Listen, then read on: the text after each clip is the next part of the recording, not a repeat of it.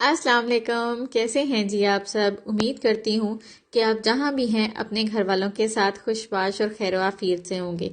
ये जी हम बाहर निकले थे, घर की कुछ चीज़ें आने वाली थी। ब्रेड लिए, फिर उसके बाद अंडे लिए हैं और बच्चों की छोटी मोटी स्नैक्स की चीज़ें थी। तो बस ये ली और बस फिर अब ये हम घर की तरफ वापस जा रहे थे। शाम का टाइम था ये।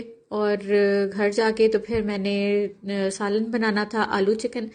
तो उसकी रेसिपी मैं आपके साथ शेयर करती हूँ।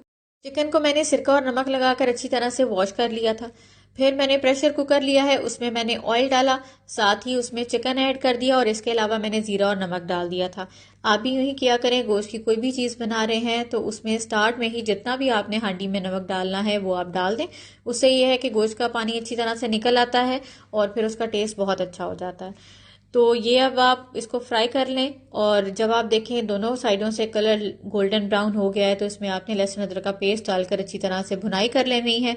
भुनाई लाजमी किया करें गोश्त की, उससे टेस्ट बहुत अच्छा होता है और स्मेल बिल्कुल नहीं आती। तो इसके अलावा मेरे पास मिक्सचर होता है जिसमें 2 टमाटर हैं, एक प्याज है और एक हरी मिर्च है। वो मैंने इसमें ऐड कर दिया और इसके साथ ही कुछ बेसिक स्पाइसेस गए हैं जिसमें लाल मिर्च पाउडर है, सूखा धनिया पाउडर है और हल्दी पाउडर है, ये मैंने डाल दिया। अब आपने इसको अच्छी तरह से चिकन को इसमें पका लेना है और जब आप देखें पानी इसका खुश्क हो गया है, भुनाई हो गई है, तो फिर हम इसमें आलू ऐड कर देंगे। बस जी साथ ही ईद की तैयारियां चल रही हैं और जिल हज का चांद भी नज़र आ गया हुआ है।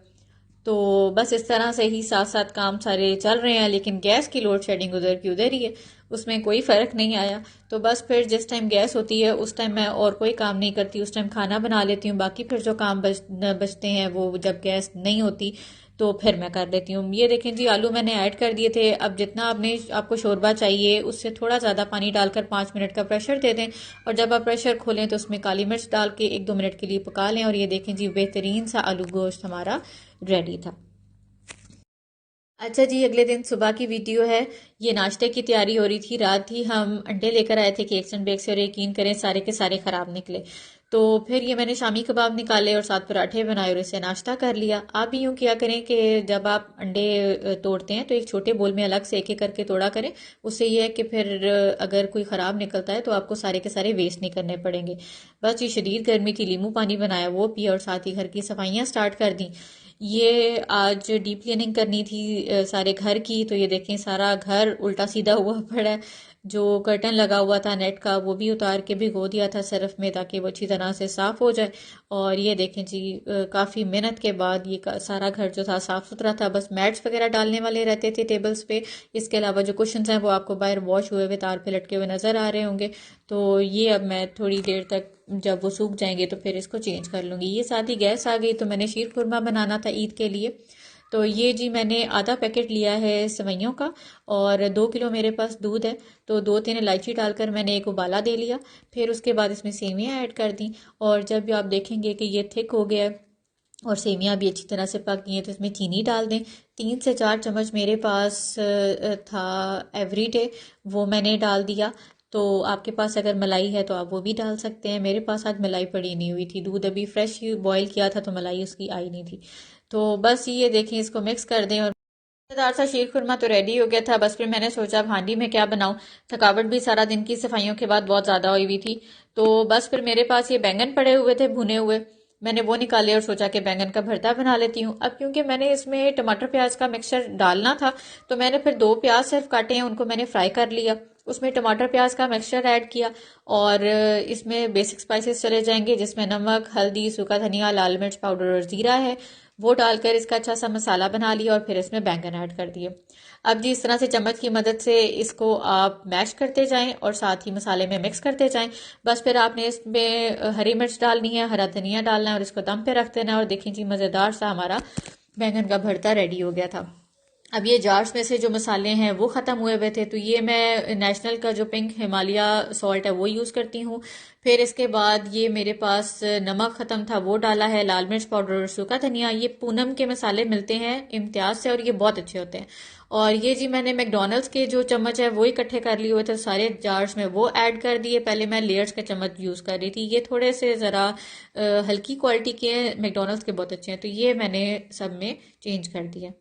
खाना भी बन गया था और मीठा भी रेडी हो गया था और साथ ही खैर से हमारी गैस भी रवाना हो गई। तो बस फिर किचन की तरफ हो गई मैं।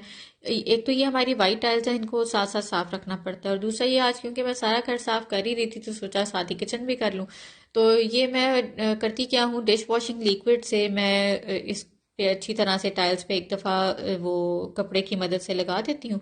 फिर एक साफ कपड़ा लेती हूँ और उससे फिर इसको मैं यूं ड्राई करती जाती हूँ। यूं बहुत अच्छा साफ हो जाता है और कोई निशान हो तो वो भी ख़त्म हो जाता है।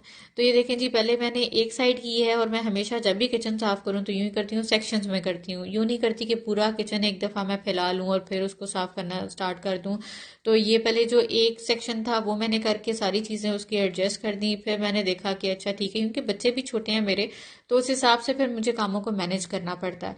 और ये जो छोटे बच्चों वाली माएँ हैं उनको तो बहुत अच्छे तरीके से अंदाज़ा होगा मेरी इस बात का कि कोई भी काम आप बहुत देर तक लगातार नहीं कर सकते बच्चों की वजह से, क्योंकि साथ साथ उनके काम भी चलते रहते हैं। तो ये देखें जी, ये अवन मशीन हर चीज़ मैंने साफ़ कर ली और शुक्र अल्लाह किचन साफ़ हो। अच्छा जी, ये मैंने जो मिंट चटनी बनाई थी, तो ये मैंने इस तरह बॉक्स में डाल के फ्रीज कर दी थी। अब ये आपको मैं तरीका बता रही हूँ कि किस तरह से आपने इसको टुकड़ियों में कन्वर्ट करना है। इस तरह से आप एक कटिंग बोर्ड ले लें, उसके ऊपर ये सारा जो आपने जो फ्रीज हुआ हुआ मिक्सचर है मिंट चटनी का वो आपने निकाल लिया। फिर आपने जो दोरी डंडे का डंडा होता है वो लेना है और एक तेज सी छुरी ले लेनी है। उसकी मदद से जितने जितने आपको पीसेस चाहिए उस हिसाब से उस क्वांटिटी के आप पीसेस करते जाएं और इसी तरह से बॉक्स में डाल के रख लें। ये मैं हरी चटनी बना रही थी, आगे मैं स्टीम चिकन बनाऊंगी तो वो मैं आपको इसकी रेसिपी बताऊंगी। तो ये देखें जी, इस तरह से ये क्यूब्स में कट जाते हैं और फिर आप इसको इजीली यूज कर। अच्छा जी, ये मैं आपको रेसिपी बता रही हूँ स्मोकी स्टीम चिकन की, और ये पहले बता दूं बेहद लजीज बना था। अभी लाजमी रेसिपी ट्राई कीजिएगा, जैसे अब आगे ईद आ रही है, और फिर कमेंट्स में बताइएगा कि आपको ये रेसिपी कैसी लगी और आपका स्टीम चिकन कैसा बना। उसके लिए मैंने क्या किया है, दही में सिरका डाला है, फिर मैंने लेमन डाला, लेमन जूस, और ये सारे स्पाइसेस डाल दिए जिसमें नमक, काली मिर्च पाउडर, लाल मिर्च पाउडर, रेड चिली फ्लेक्स, तिक्का मसाला और चिकन पाउडर और जीरा है। ये डालकर आधे घंटे के लिए लाजमी आपने जो है इसको मैरिनेट करना है। ओवरनाइट भी कर सकते हैं अगर आपने फ़ौरन नहीं बनाना। तो मैंने क्योंकि फ़ौरन बनाना था तो मैंने इसे आधे घंटे के लिए मैरिनेट कर दिया। फिर थोड़ा थोड़ा सा ऑयल डाल के आपने इसको 5 मिनट का प्रेशर दे देना, क्योंकि आप चिकन का बना रहे हैं तो ये चिकन फौरी गल जाता है। फिर आपने एक पैन लेना है, उसमें ऑयल डालना है और स्टेनर की मदद से चिकन को अलग करके आपने इस तरह से पैन में डाल देना है और उसको गोल्डन ब्राउन कर लेना है। और जो दही का पानी प्रेशर कुकर में बचा है उसको ड्राई कर लें, इतना कि जितना आपने ऑयल डाला है वो उसमें से निकल आए।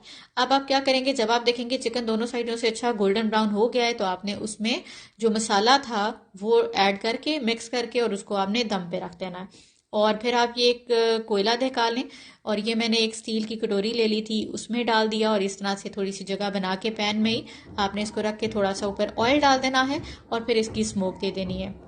यकीन करें बेहद मज़े का बना था, लाजमी रेसिपी ट्राई कीजिएगा। और जी मेरी तरफ से और मेरी फैमिली की तरफ से आप सबको एडवांस में ईद मुबारक। अल्लाह ताला आपको इस तरह की हज़ारों ईदें खुशियों के साथ सेहत तंदुरुस्ती के साथ नसीब करे। मुझे और मेरी फैमिली को भी अपनी दुआ में याद रखेगा। इसी के साथ ही आज का जो व्लॉग है एंड करते हैं। अपना बहुत सारा ख्याल रखिएगा और दुआ में याद रखिएगा। ओके जी, अल्लाह हाफिज़।